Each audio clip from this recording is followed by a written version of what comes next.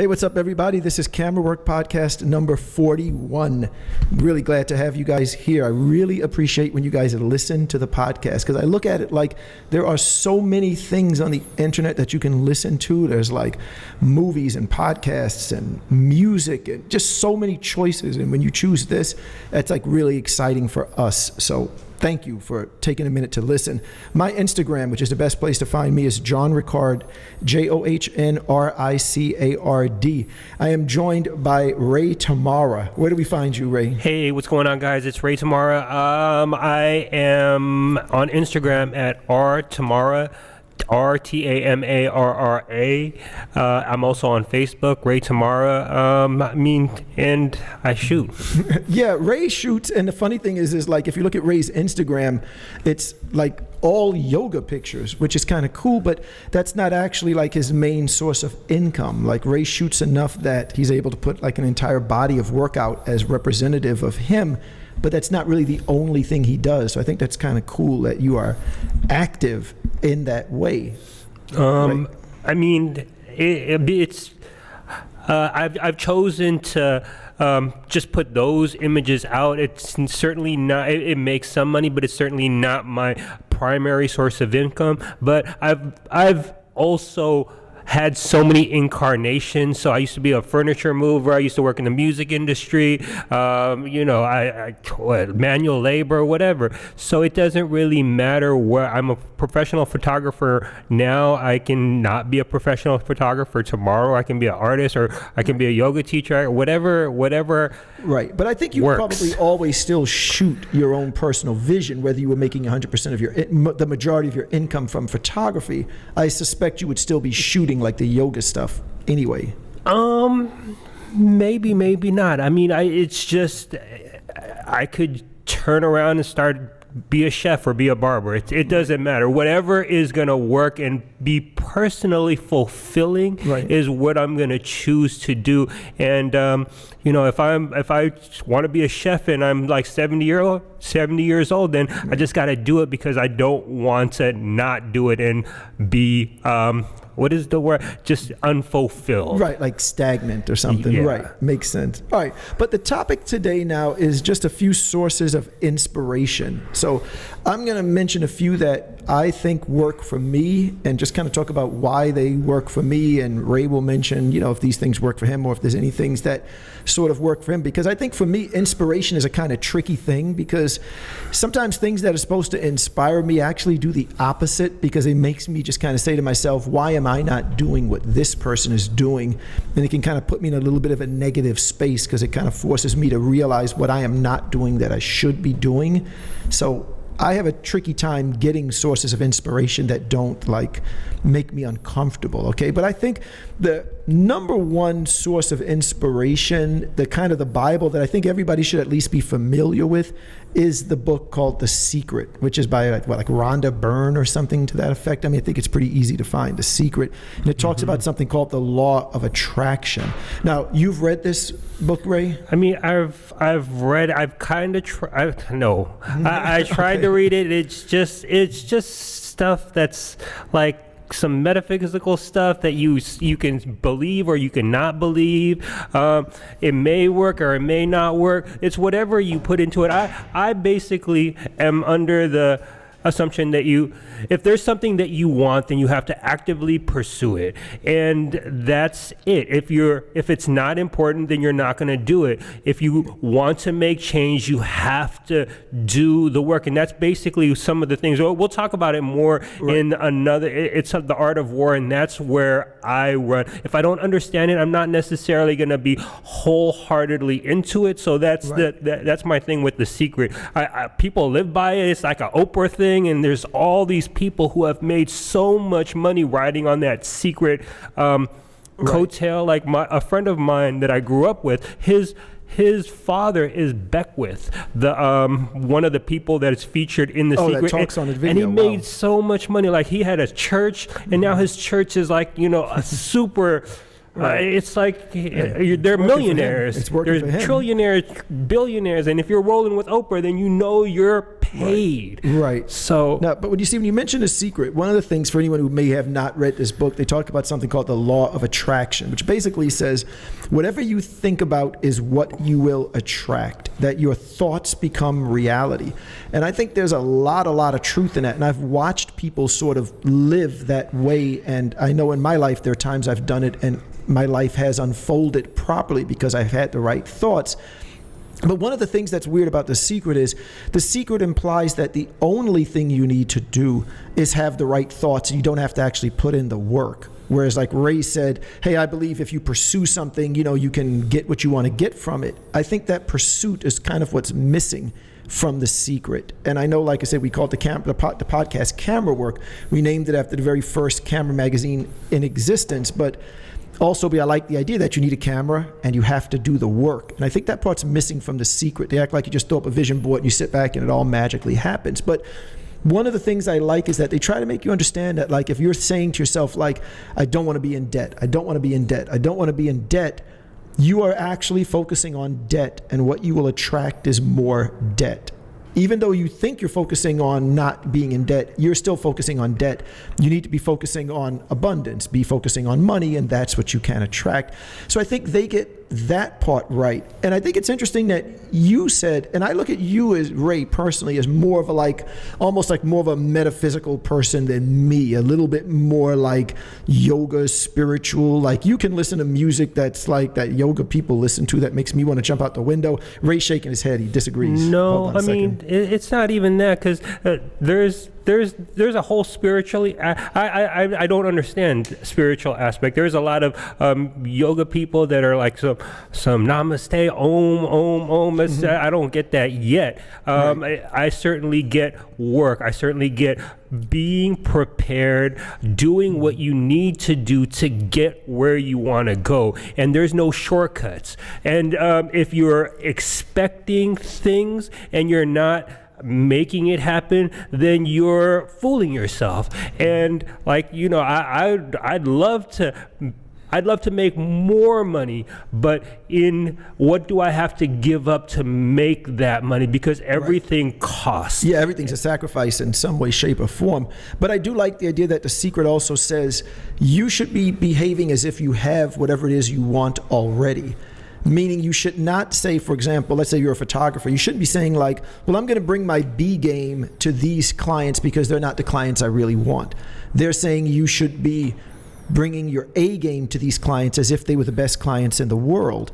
And think about the way most people say you should do your personal work. Most people would say to do your personal work, what you should do is shoot the work you wish you were shooting. If you wish you were shooting album covers, go out and get your friends and shoot them the way you would shoot these people if they were Beyonce and Rihanna. That, again, is you're doing shoots that represent the kind of shoots you want to do. You're like bringing that into your life. That's what The Secret talks about. Doing it as if you are living as if you are already where you want to be. And I think that's a really, really good point that they make. But my main problem with The Secret, besides the fact that they kind of imply that you don't have to do any action, you can just kind of sit back and think things. My main problem with it is it has that kind of metaphysical quality, like you mentioned before I did in today's discussion. It's kind of like, in my mind, I translate that as being like female. Like if you listen to the audio version, it has to be like that kind of spiritual music. No one can curse when they're talking about The Secret. You're not going to get Metallica playing in the background while they tell you about The Secret. And I don't buy that idea that just because things are supposed to be like positive minded, that they all have to be kind of like, clear your thoughts. No, I don't. It doesn't. That's how I perceive The Secret to be. Yeah, I don't necessarily think that it's that way.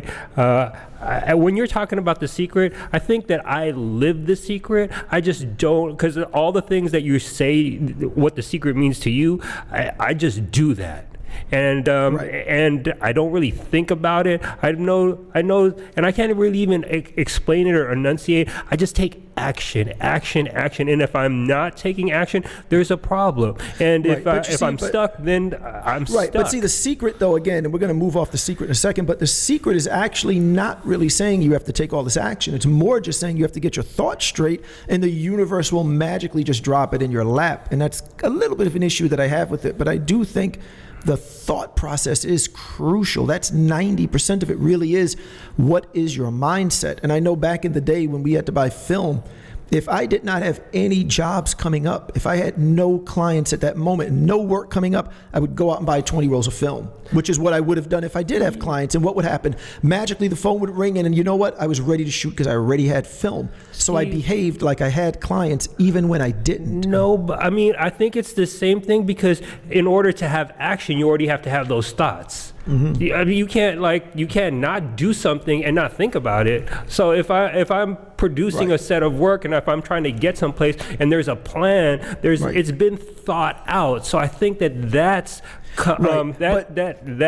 is in line. Right, but like you mentioned, The War of Art, which is a great book by Stephen Pressfield, I believe is his name. Great book. And one of the things he talks about very clearly is you do have to do the work. He kind of says, like, if you're in a creative field, you need to treat it kind of like a 9 to 5. You know, wake up at 6 a.m. and then from 7 to 2 or 7 to 5, whatever time, do this creative thing that you do. And if you do that, the universe will respond. The universe will reward you. The muse will come down and inspire you. And you will create something better than yourself when you do the work. And if you don't do the work, it's not going to happen. And I kind of like that philosophy better, but I think in combination, The Secret and The War of Art work very well together for me. When I put them together, the idea of having the right thoughts and having the right work, those two things together work well for me. I mean, in thinking about it, and it's even more clear now, in order to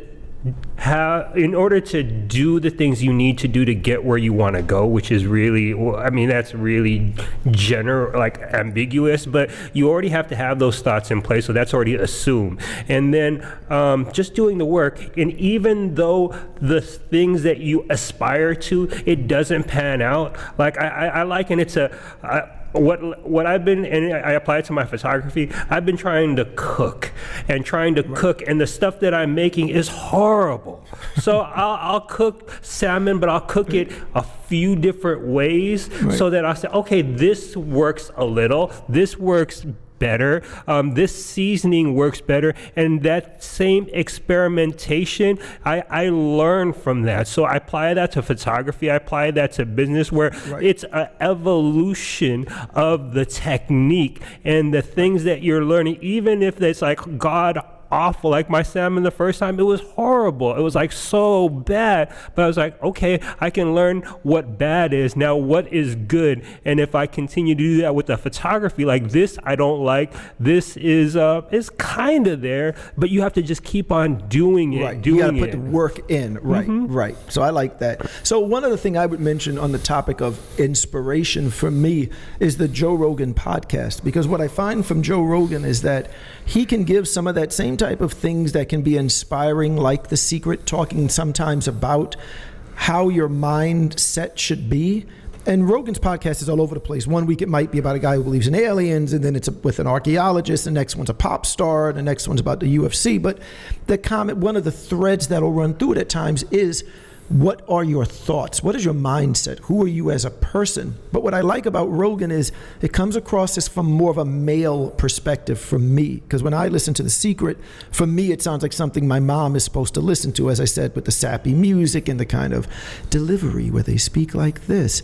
And I like the fact that you can get a guy like Rogan who's talking about like UFC fights and smoking pot, and he's cursing and all of these like male type things. But then he's still giving a very similar message that we're talking about now, about having the right thoughts, putting in the work and visualizing who you want to be, and that you can do this. But it just comes from like a guy perspective. So I look at him kind of like as the male Oprah. And again, and although the podcast that he does can be a little hit and miss because it's like 3 hours long and he puts out 3 or 4 a week, it's like impossible to listen to them all. You never know which ones you're going to love and which ones you may not really care for. But over the course of listening to that podcast for a year, you do really get the feeling of, like, very similar to The Secret, having the right thoughts and how important that is, and surrounding yourself with the right people, and that you can be creative and you can get out of whatever rut you're in. But I think if you're a guy and maybe some of that kind of sappy, namaste, secret kind of thing just doesn't work for you, check out the Joe Rogan Podcast, and you might find that message coming through in a different way that you can relate to a little better. A guy who can throw a curse in when he's talking about a positive attitude, I have no problem with that. So that works well for me.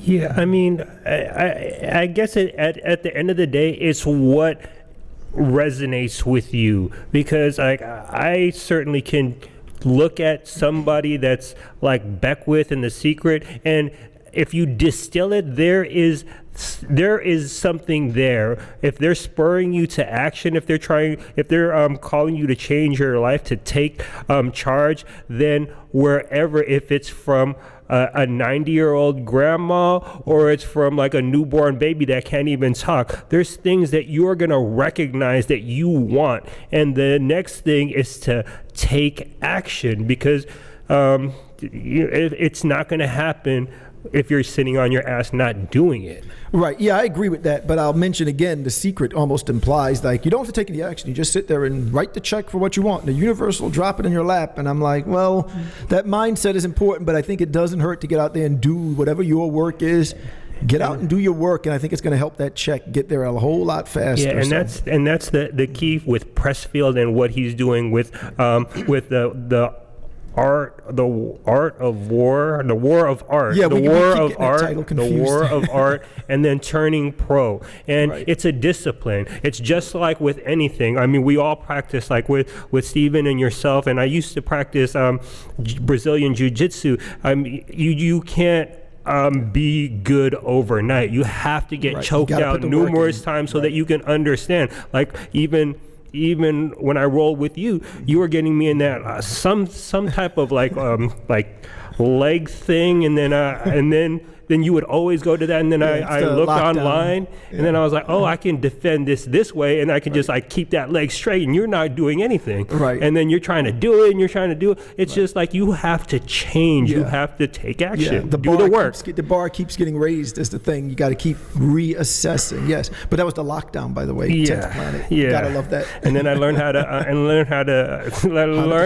and then you were like, you couldn't do it. So. Right. Then I got to raise my level, and you raise yours, and that's the thing that you should do. That's part of the work. Right. And that's one of those things that Rogan will talk about, is surrounding yourself with people who are doing things that will challenge you and make you go, man, I should do that. I should do that. And I've done that with you, where you've shot certain things with the yoga, and I'm like, man, I need to do something like that, like what you're doing. And it kind of kicks me up to do it. So, all right. So that's a few things that we like in terms of inspiration. Feel free to let us know what you like. We look at every single comment you make. I answer every comment on YouTube and Twitter and Instagram. So definitely give us some feedback on that. All right. Good talking to you again. My Instagram is John Ricard, JohnRicard.